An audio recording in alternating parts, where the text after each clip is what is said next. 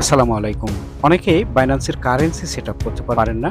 বাইন্যান্সে P2P অপশনে কিভাবে currency setup করতে হয় এই জিনিসটা না জানার কারণে ডলার বাই সেল করতে পারেন না। তো আপনাদেরকে এখানে দেখাবো। এজন্য আমরা আমাদের বাইন্যান্সে অ্যাকাউন্টে চলে যাচ্ছি। অ্যাকাউন্টে চলে যাওয়ার পরে আপনারা এখানে দেখতে পাচ্ছেন যে নিচে ট্রেড অপশন রয়েছে। ট্রেড অপশনের উপরে ক্লিক করে দিবেন। ট্রেড অপশনের উপরে ক্লিক করে দেওয়ার পরে উপরে দেখতে পাচ্ছেন যে P2P এই যে কনভার্ট, স্পট, মার্জিন সবশেষে রয়েছে P2P অপশন। এই P2P অপশনের উপরে ক্লিক করে দিবেন। P2P অপশনে গিয়ে আমাদের কারেন্সি সেটআপ করতে হবে। তাহলে আমরা বিকাশ, নগদ, রকেট এইসব পেমেন্ট মেথডের মাধ্যমে ডলার বাই সেল করতে পারবো। তো P2P অপশনটা সিলেক্ট করে দিবেন। উপরে দেখুন ইউএসডি লেখা রয়েছে। এই ইউএসডি লেখার উপরে সিলেক্ট করে দিয়ে এটা বিডিটি করে দিতে হবে। এখানে বিশ্বের বিভিন্ন দেশের কারেন্সি আপনি পাবেন।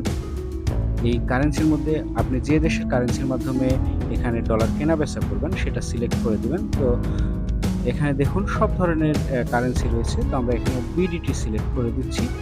বিডিটি সিলেক্ট করে দিলাম। দেওয়ার পরে উপরে দেখতে পাচ্ছেন এক্সপ্রেস লেখা রয়েছে। এই এক্সপ্রেসের উপরে ক্লিক করে দিবেন। এক্সপ্রেসের উপরে ক্লিক করে দিলে এখানে ২ টা অপশন পাবেন। একটা P2P অপশন এবং একটা এক্সপ্রেস অপশন।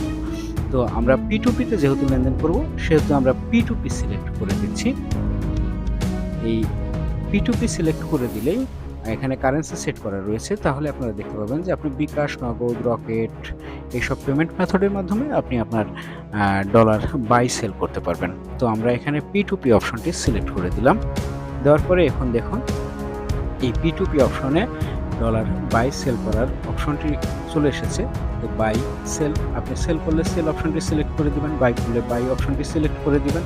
পাশে দেখতে পাচ্ছেন যে আপনার বিকাশ লেখা রয়েছে, অর্থাৎ আপনি এই বিকাশ দিয়ে এখানে স্ক্রল ডাউন করলে নিচে আরও অনেকগুলো অপশন পাবেন।